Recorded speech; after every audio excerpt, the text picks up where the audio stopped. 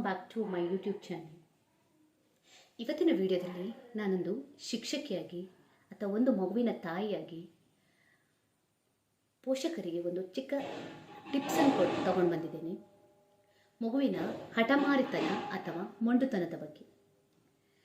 ಪೋಷಕರೇ, ಮಗು ನನಗೆ ಏನಾದರೂ ಬೇಕಂತ ಹೇಳಿದಾಗ ಅಳ್ಳಿಕ್ಕೆ ಸ್ಟಾರ್ಟ್ ಮಾಡ್ತದೆ, ಹಠ ಮಾಡ್ತದೆ, ಮೊಂಡುತನ ತೋರಿಸ್ತದೆ. ನಾವಾಗ ಯಾವುದೋ ಒಂದು ಕೆಲಸದ ಒತ್ತಡದಲ್ಲಿರ್ತೇವೆ ಅಥವಾ ಎಲ್ಲಿಗೂ ಹೋಗುವ ಹರಿಬರಿಯಲ್ಲಿರ್ತೇವೆ. ನಾವೇನು ಮಾಡ್ತೇವೆ, ಆ ಮಗು ಹಠ ಮಾಡ್ತದೆ ಅಂಥೇಳಿ ನಮಗೆ ಕಿರಿಕಿರಿ ಆಗಬಾರ್ದು ಅಂಥೇಳಿ ಏನು ಮಾಡ್ತೇವೆ, ಮಗು ಏನಂತ ಕೇಳ್ತದೋ ಅದನ್ನು ತಂದು ಕೊಡಲಿಕ್ಕೆ ಪ್ರಯತ್ನ ಮಾಡ್ತೇವೆ, ತಂದು ಕೊಡ್ತೇವೆ ಕೂಡ. ಕೊಡುವಾಗ ಏನು ಹೇಳ್ತೇವೆ, ಸೊ ನಿನಗೆ ಕೇಳಿದ್ದು ಸಿಕ್ಕಿದೆ ಅಲ್ವಾ, ಇನ್ನಾದರೂ ಅಳುವುದನ್ನು ನಿಲ್ಲಿಸ ಅಂತ ಹೇಳ್ತೇವೆ. ಆ ಮಗು ಏನು ಮಾಡ್ತದೆ, ಖುಷಿಯಲ್ಲಿರ್ತದೆ, ಅದು ಮನಸ್ಸಲ್ಲಿ ಏನು ಅಂದುಕೊಳ್ತದೆ ಅಂತ ಹೇಳಿದ್ರೆ, ಸೊ ನನಗೆ ಏನಾದರೂ ಬೇಕಾದರೆ ಇದೇ ರೀತಿ ನಾನು ಹಠ ಅಥವಾ ಮೊಂಡುತನ ತೋರಿಸಿದರೆ ಖಂಡಿತ ನನ್ನ ಪೇರೆಂಟ್ಸ್ ನನಗೆ ಇದನ್ನು ತಂದು ಕೊಡ್ತಾರೆ ಅಂತೇಳಿ. ಸೊ ಆ ಟ್ರಿಕ್ಸನ್ನು ಮಗು ಪ್ರತಿ ಸಲ ಯೂಸ್ ಮಾಡಲಿಕ್ಕೆ ಸ್ಟಾರ್ಟ್ ಮಾಡ್ತದೆ. ತನಗೆ ಏನಾದರೂ ವಸ್ತು ಬೇಕಂತ ಹೇಳಿದಾಗ ಅದೇ ರೀತಿ ಹಠ ಮಾಡಲಿಕ್ಕೆ ಸ್ಟಾರ್ಟ್ ಮಾಡ್ತದೆ, ಅಳ್ತದೆ, ಹಠ ಮಾಡ್ತದೆ, ನಾವು ತಂದು ಕೊಡ್ತೇವೆ. ಸೊ ನಾವೇನು ಹೇಳ್ತೇವೆ, ನನ್ನ ಮಗಳು ಅಥವಾ ಮಗನು ಏನಾದರೂ ಬೇಕಾದರೆ ಹಠ ಮಾಡ್ತಾನೆ, ತುಂಬ ಮೊಂಡುತನ ತೋರಿಸ್ತಾನೆ ಅಂತೇಳಿ. ಆದರೆ ಅದಕ್ಕೆ ಕಾರಣ ಯಾರು ಪೋಷಕರೇ? ಖಂಡಿತ ನಾವೇ. ಸೊ ನಾವು ಆ ಹೊತ್ತಿನ ಸಮಾಧಾನಕ್ಕೋಸ್ಕರ ನಮಗೆ ಕಿರಿಕಿರಿ ಆಗಬಾರ್ದು ಅಂತೇಳಿ ಆ ಮಗುವಿಗೆ ಸಮಾಧಾನ ಮಾಡಿ ಏನೋ ತಂದು ಕೊಡ್ತೇವೆ.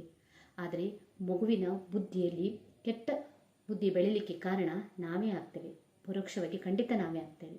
ಸೊ ಅದ್ರ ಬದಲು ನಾವು ತಂದೆ ತಾಯಿ ಅಥವಾ ಮನೆಯಲ್ಲಿ ಅಜ್ಜ ಅಜ್ಜಿ ಇದ್ದರೂ ಕೂಡ ಎಲ್ಲರೂ ಒಂದೇ ರೀತಿಯ ಡಿಸಿಷನ್ ತಗೊಳ್ಬೇಕು. ಯಾಕಂತ ಹೇಳಿದ್ರೆ ಮಗುವಲ್ಲಿ ಶಿಸ್ತನ್ನು ಕಾಪಾಡಬೇಕಂತ ಹೇಳಿದ್ರೆ ತಂದೆ ಅಥವಾ ತಾಯಿ ಒಬ್ಬರಲ್ಲಿ ಆಗುವ ಕೆಲಸವಲ್ಲ. ಸೊ ತಂದೆ ಮುದ್ದು ಮಾಡೋದು ತಾಯಿ ಬೈಯೋದು, ಅಥವಾ ತಾಯಿ ಮುದ್ದು ಮಾಡೋದು ತಂದೆ ಬೈಯೋದು, ಆ ರೀತಿ ಆದರೆ ಖಂಡಿತ ಆಗೋದಿಲ್ಲ. ಅಥವಾ ಮನೇಲಿ ಅಜ್ಜ ಅಜ್ಜಿ ಅಂತ ಇದ್ದರೆ ಸಹ ಎಲ್ಲರೂ ಸೇರಿ ಮಗು ಏನೋ ಕೇಳ್ತದೆ, ಹಠ ಮಾಡ್ತದೆ, ಆವಾಗ ನಾವು ಮಗುವನ್ನು ಬಿಟ್ಟು ಬಿಡಬೇಕು.